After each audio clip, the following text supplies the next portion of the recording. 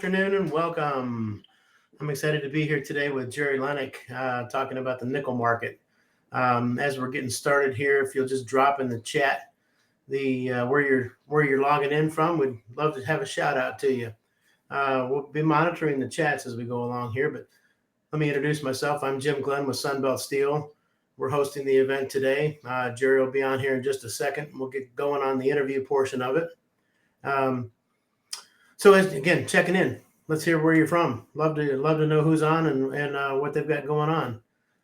So anyway, we'll be monitoring the chats, like I said. So please feel free to ask questions. And if we do see an opportunity to stop in the relative to that, we'll get to it at that point. However, we'll also save some time at the end to ask questions. And it'll probably go about 30 minutes, I guess. Try to go into 30 minutes on the interview portion of it, and then we'll let the rest of it open for question and answers. Let's see here. Again, your chat section, we're broadcasting this live on LinkedIn and YouTube.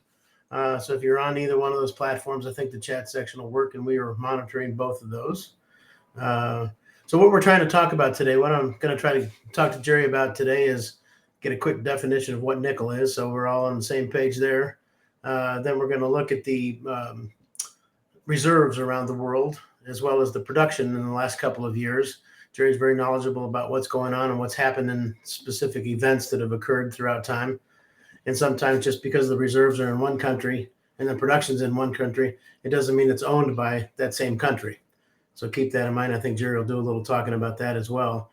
Let's see. Again, surcharges of nickel, surcharges in stainless, stainless being a big portion, big user, consumer of the nickel product, how that's affected in the surcharges over time. You'll do a little discussion on that over the years as well.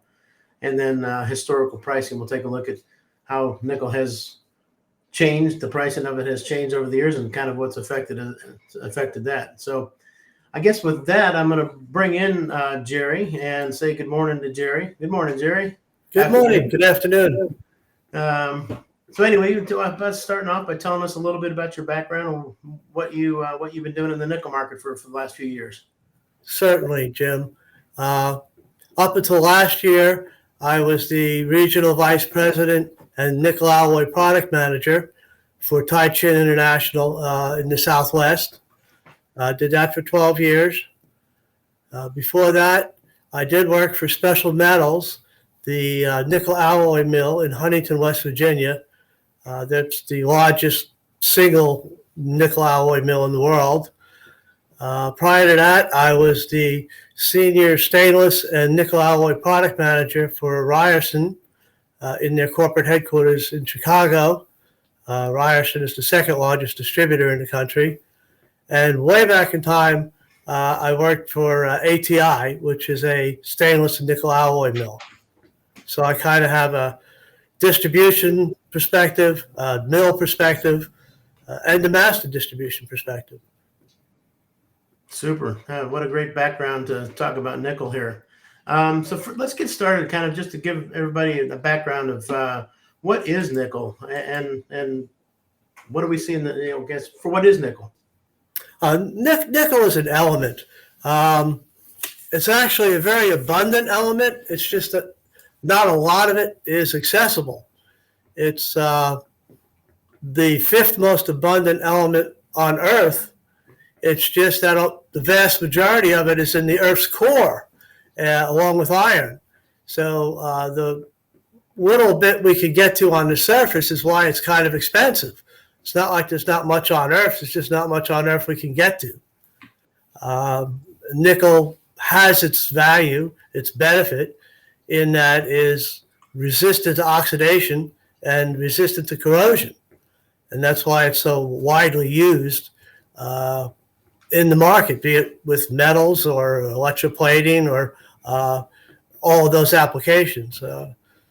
Between stainless and nickel alloys and alloy steel and copper nickel, 85% of nickel used goes into metals, some kind of commercial metal. Wow. Okay, so there's a little background of what is nickel. So let's move into the world reserves, and then after that, kind of who owns the world reserves, and we'll talk about production after that. So again, what do you see in the world reserves? Indonesia is a huge reserve, and there's an awful lot of production. Australia has big reserves, as does Brazil. All of those are what is referred to as laterite nickel, and that is close to the surface and relatively low grade. It's mined with what they call open cutting or strip mining, not unlike coal. The Russian reserves and the Canadian reserves are what you would call sulfide nickel. They are deeper mines, like mine shafts, like you would think of as a real mine, going down in the ground. Those reserves are widely thought to come from either ancient meteorites or comets that crashed on Earth and contain a lot of nickel and copper and a lot of other metals. There's actually a lot of nickel in outer space, but it's not very feasible to mine it at this point in time.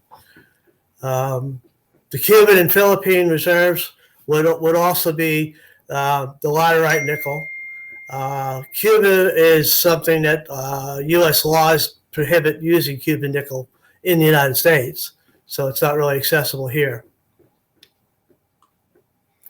Great. So that kind of covers the reserves. So let's kind of move in. And something that's not up there I meant to mention. New Caledonia has production of about 220,000 metric tons a year. New Caledonia is a French territory in the Pacific Ocean. It's about 700 miles east of Australia, and it is a laterite nickel, like the other tropical areas that have it, but it's not up there. And 220,000 tons of production is very substantial. Yeah, number four, if you look at it that way, probably. Right. So now you said that's the second type of not the what you call the first type of nickel. The laterite nickel is the low grade, close to the surface nickel, and that would be all the tropical areas: Indonesia, Australia, Brazil, Cuba, Philippines would be the laterite, and then the sulfide nickel would be Russia and Canada. Which is the meteorite kind of maybe? Yes, correct. Okay, gotcha. Deep, like mine shafts. Gotcha. So talk a little bit about then the owners of these. What are the companies that are actually doing this extraction? Well, the big one that's kind of overlooked is Tsingshan out of China. They have really developed the reserves in Indonesia.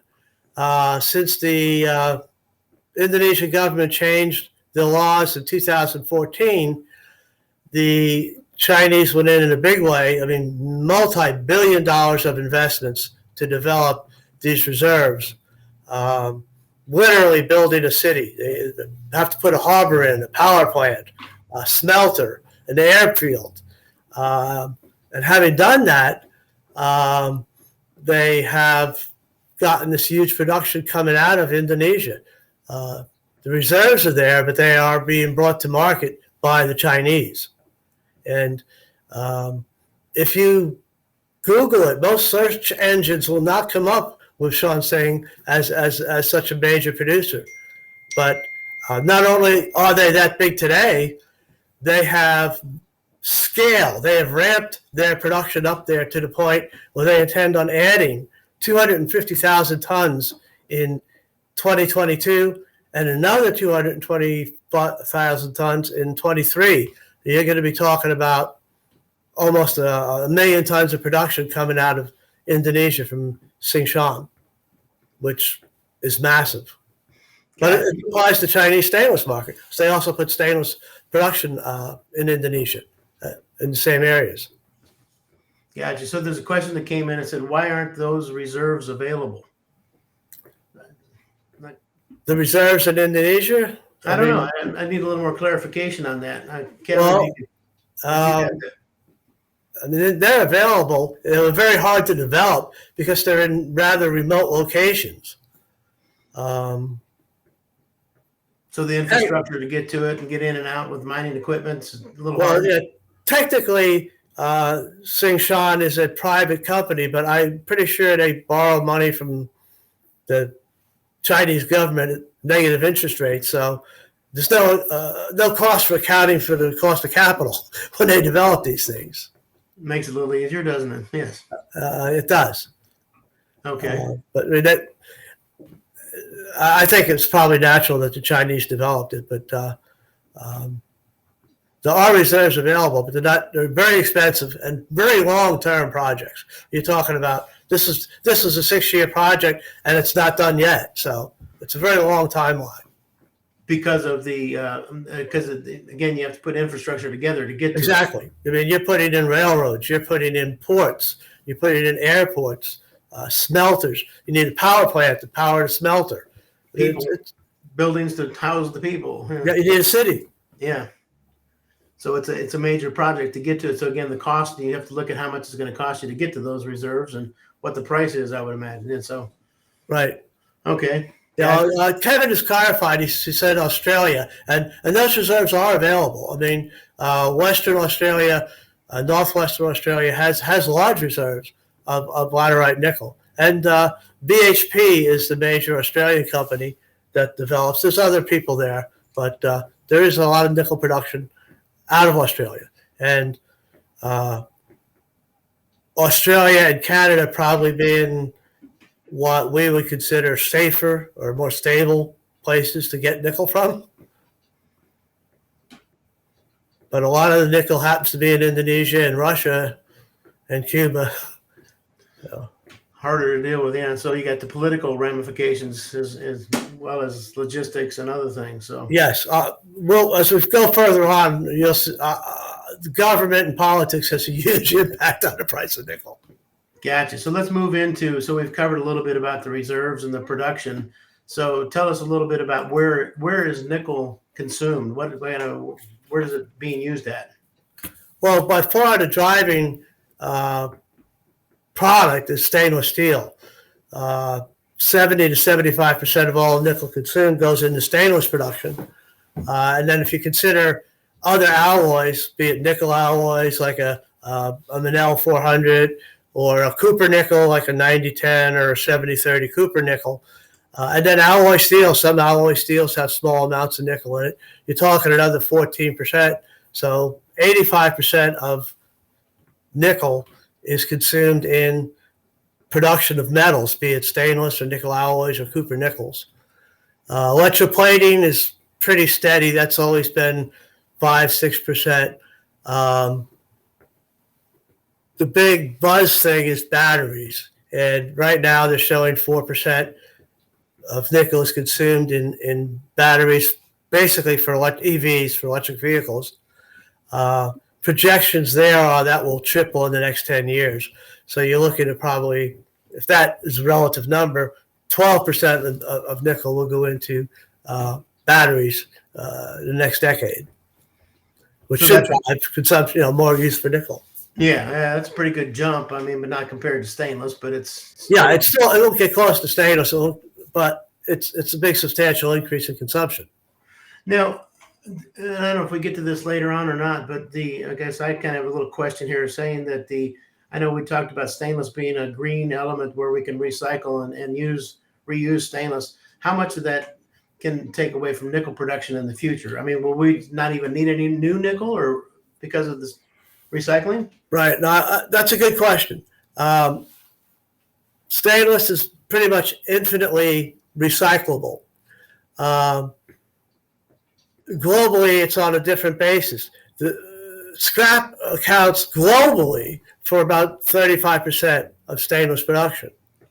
However, it's regionally very, very different. In the United States, scrap accounts for 70-75% of stainless production.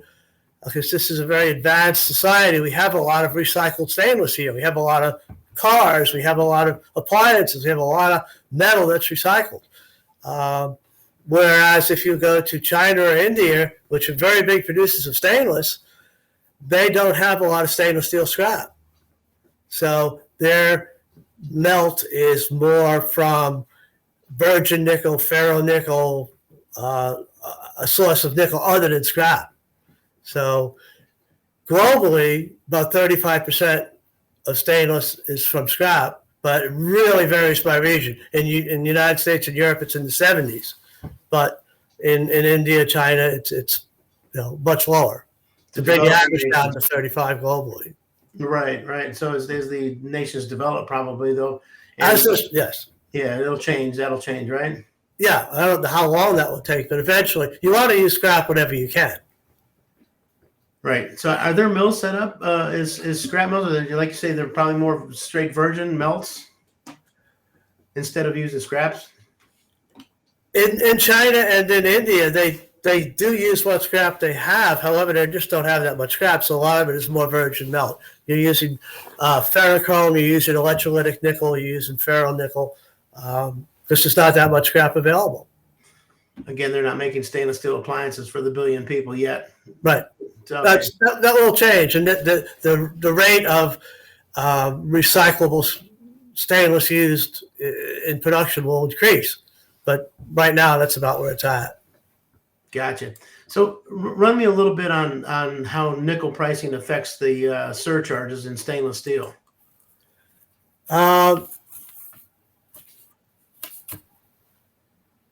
Most people and companies, both at the service center distribution level or end users, have been trained to follow nickel prices for their impact on stainless. It used to be a little simpler.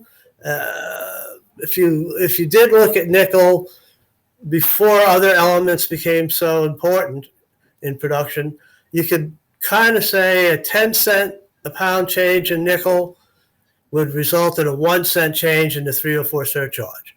And it was really pretty straightforward. But ferrochrome has become much more expensive. Scrap has become much more expensive. So the iron component is up there. And in the case of 316L, molybdenum has become much more expensive.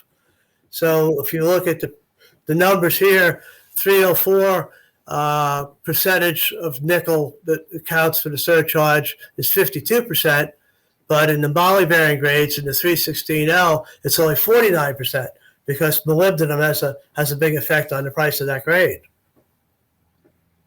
Gotcha. So you see Kevin's question come in there. Is there a quality difference in using scrap? I guess the scrap that's being recycled? Not really. If you're using recycled stainless, when they make it melt at the mill, they'll make a charge of stainless, and it's 50 tons, and they'll take a chemistry. And then from that chemistry, they'll see where their nickel content is at. And they have pure nickel available. So when they get their reading, they'll say, okay, well, we need to add 300 pounds of nickel. A lot of times nickel will come in a drum, and they don't get real picky about it. They don't like saw it out and weigh 300 pounds. They just throw a drum in. And then they'll see the chemistry because the drum is carbon. But they will add pure elements to get the chemistry up. And they may have to add ferrochrome. And if it's moly-bearing grade like 316L, they may need to add moly oxide. But they do have pure elements there to get the chemistry right in the scrap that's used. Gotcha. Okay, so the question is on the board right now is leading us right into our next topic here, which is the historic nickel pricing. We've got a sheet here that kind of brings 2007 to present. So, and we're asking the question about what's going on in 2022. So if you can get your crystal ball out and share with us. 2022 will be interesting. I mean, this year, nickel started out at $7.51 a pound in the first of the year. This morning it was $8.83. About an 18% increase year to date for 2021. It vacillates greatly, as you can see there. But for next year, stainless mills are pretty much booked out 20 weeks, something like that. Nickel alloy mills are, depending on the grade, anywhere from 30 to 40 weeks. So I would say pretty much the first half of 22 is kind of locked. I mean, it's pretty much, I don't want to say it's a no-brainer, but it's pretty steady. I don't believe there'll be any decline in the price of nickel, at least in the first half, because the mills are sold out, basically. So the economic factors are indicating that it's probably at least stable from the pricing. So we have to start looking at the futures markets. Well, yeah, the second half is hard to say. Right.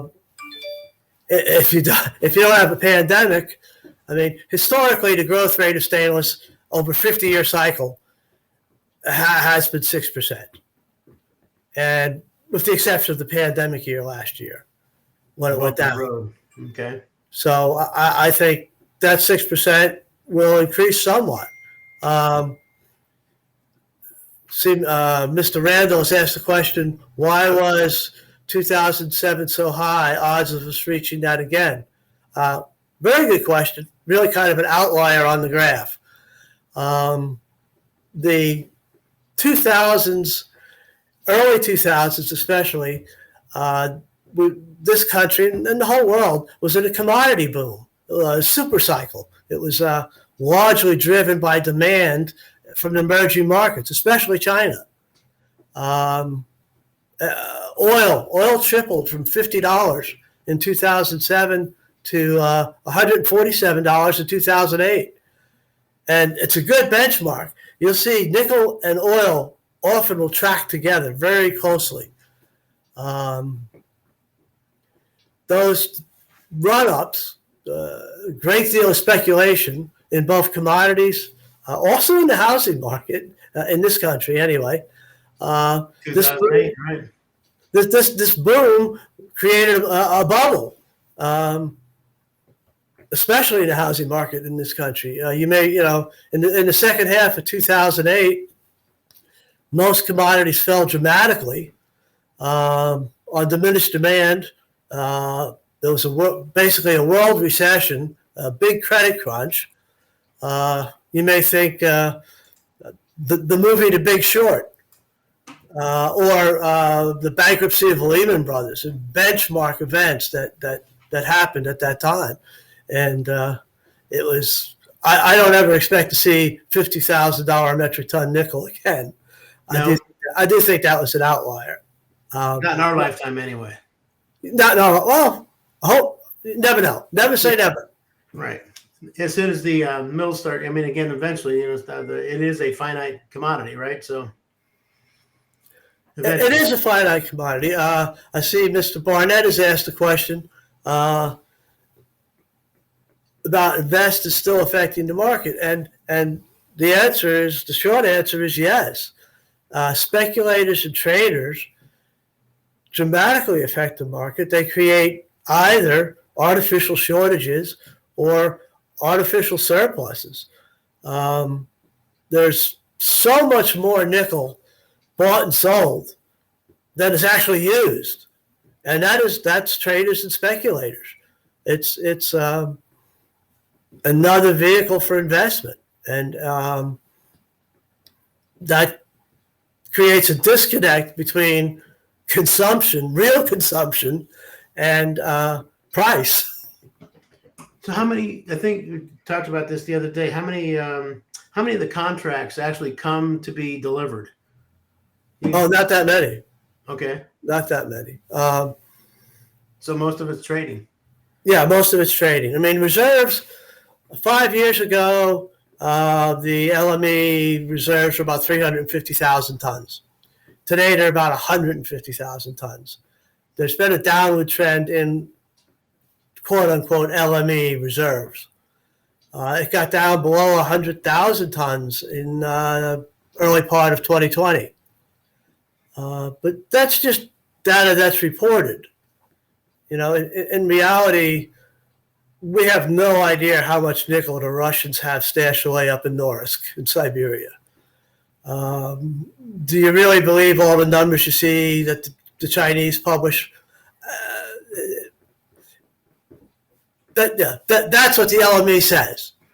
So it's hard to say. But yes, hopefully they're consistent is part of it. Their numbers would be consistent, but we don't know what else that's not being reported. Right. But that creates both artificial demand and constrained supply that are not related to consumption. Gotcha. Okay. So now we've talked about the price on that too. There's other things, other events that do uh, affect the nickel market. So maybe you could tell us a little bit about that here. There are, and some of them are predictable, and some of them aren't. In my opinion, the biggest events that affect nickel are government actions. Things like Indonesia stopping the export of nickel ore, causing China to have to invest billions of dollars to put smelters in Indonesia to actually make nickel and not just ship the ore out of there. Environmental reasons. In Brazil this year, not long ago, the Brazilian government made Vale Mining shut down a mine because of environmental and pollution issues, a big mine. One of the things in government that in this country we're all familiar with is 232 tariffs. I mean, it doesn't directly affect nickel per se, but it does drive up the cost of stainless and has. There are strikes and issues that are somewhat predictable. You know when a contract's going to expire. The Vale mine strike up at Sudbury, Canada, lasted for 2 months this summer. They settled, and it was not the United Steelworkers, even though it was a mine. They got a 6% raise and a signing bonus, and they structured their contract to be up in June so they can go fishing because they know they're going to take some time off. But 10 years ago, that strike lasted for a year. So a lot of fishing. Yeah, well, they didn't plan on that. I mean, sometimes things are able to be worked out and sometimes they're not. Right. The ATI strike this year was 3.5 months. There was very little nickel alloy production that came out of there.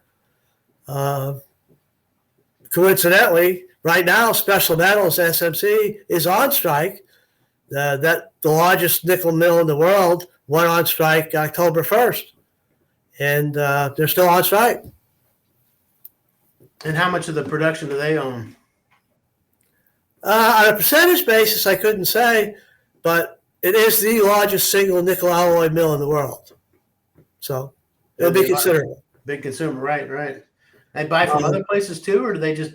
So they're not just mining. They're not just mining. They're consuming.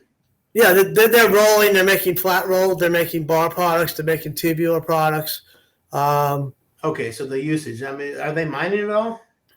They used to be owned. They used to be owned by the International Nickel Company, which was bought by Vale Mining in 2006. Today, they're owned by PCC Corporation, which was in turn owned by Berkshire Hathaway.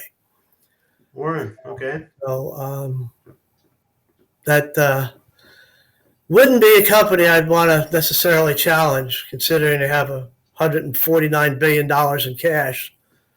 And probably could go along forever without that place running. But, That's it would be on the. You have natural disasters. Flooding caused the Norris mines in Siberia to lose production this year. Logistical problems, power shortages in China, shipping, lack of shipping vessels. Big topic today. Yeah, it is. The speculators have questioned that Mr. Barnett asked. And then technology, nickel pig iron, nickel matte. There's large deposits of nickel on the ocean floor. It's just not real feasible to develop right now. But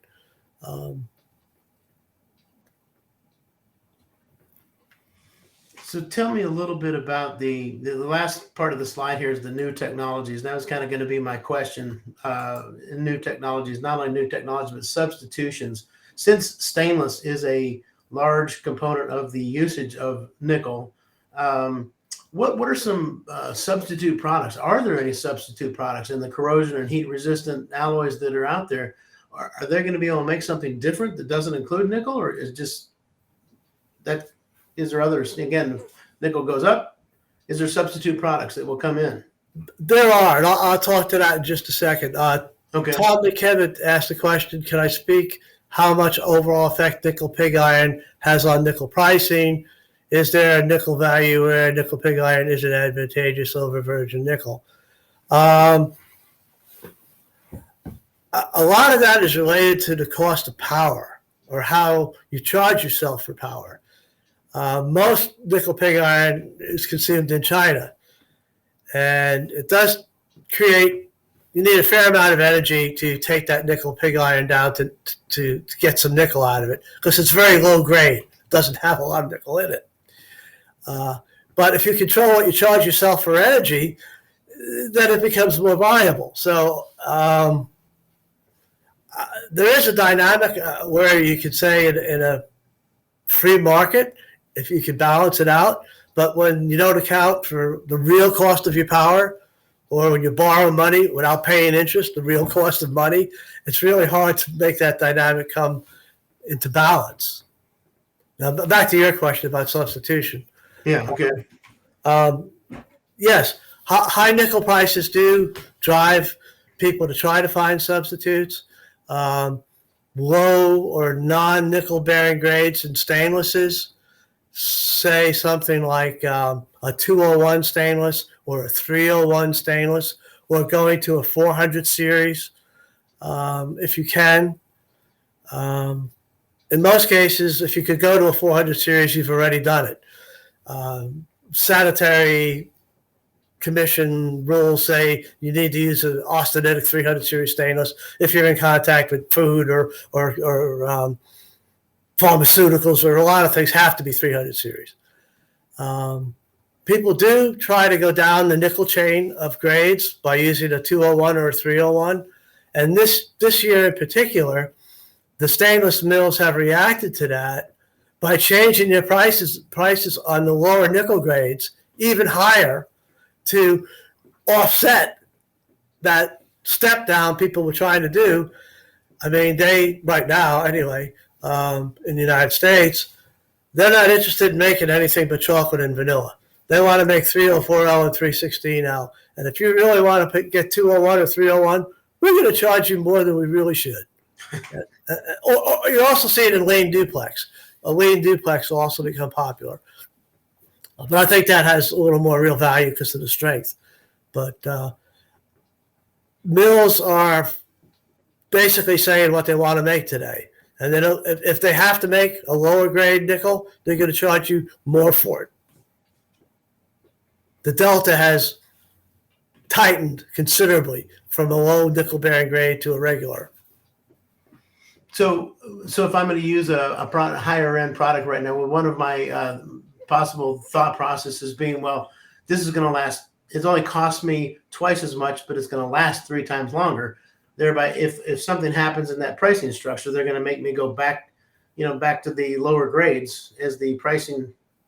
Again, I think that's what you just said, was if I've already moved over there and they're raising the prices, I might as well go to the higher grade and make it last longer.